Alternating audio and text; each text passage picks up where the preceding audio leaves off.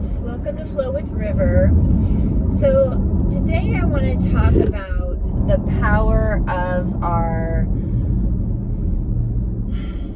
thoughts. If you're familiar with Abraham Hicks, and Esther Hicks, Esther, Jerry, and Abraham, some to me the most resonating words that I have heard. I love Louise Hay, I love Wayne Dyer. I have a lot of people that I love and respect, and all of these people that I love and respect and get a lot of their oomph, if you will, from Abraham.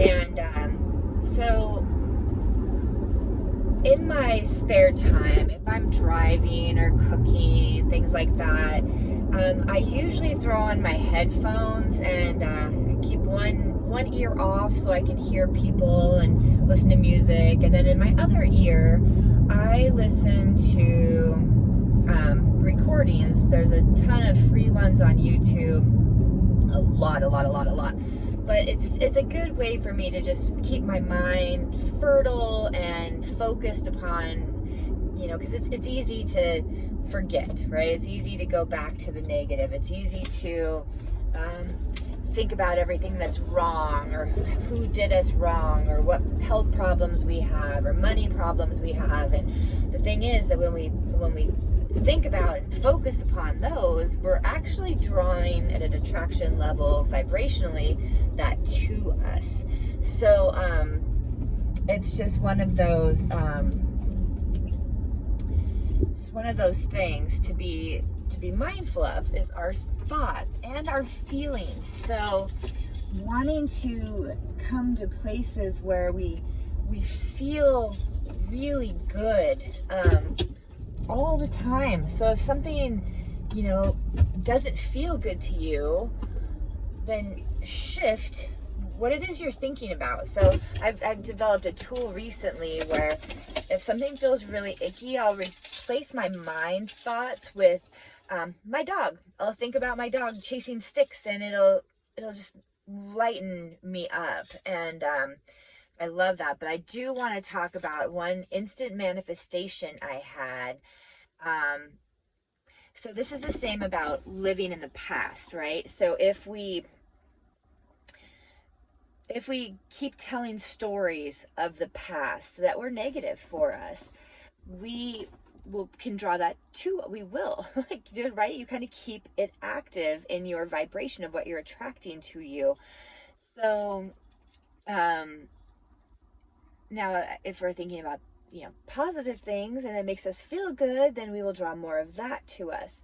So I had a really interesting experience the other day. So I was getting a blood draw for just routine lab work, and when I grew up, I used to have to get blood draw a lot when I was in high school, and they could not find they'd always be like, oh, your veins look wonderful, but then as soon as they would get in there, my veins would roll, or they wouldn't be able to find them.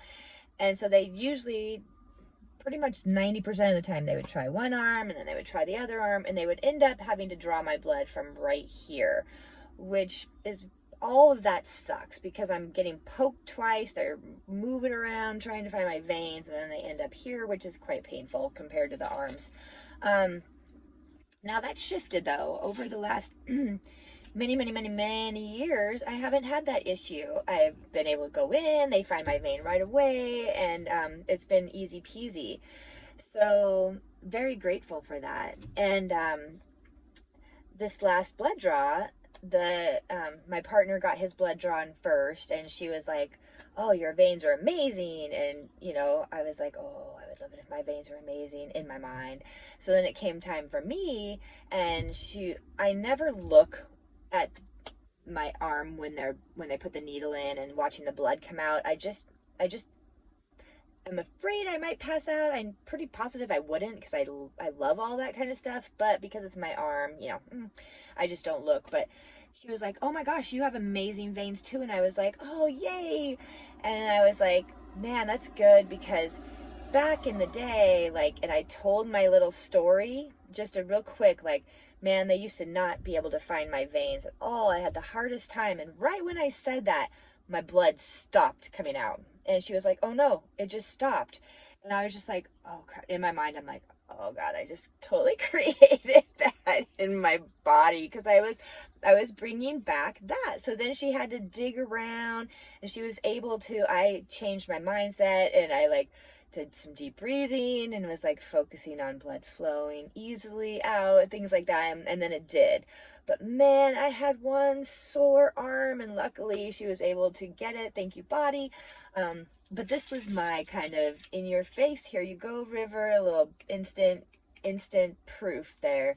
So, mind your thoughts, mind your feelings, search for higher, better feeling thoughts and places. And, if it's not where you're, if you're angry and pissed or hurt and sad, yes, this is what you're going to be experiencing. You can't just pretend like you're happy. I get that. But what you could do is just draw your attention to something else if you can. It's a good tool to be able to keep working on within ourselves, because the more you do it, the easier it becomes. The easier it is to not have that heightened negative emotion ruling our bodies. So, okay, friends, thanks a lot. Have a great day.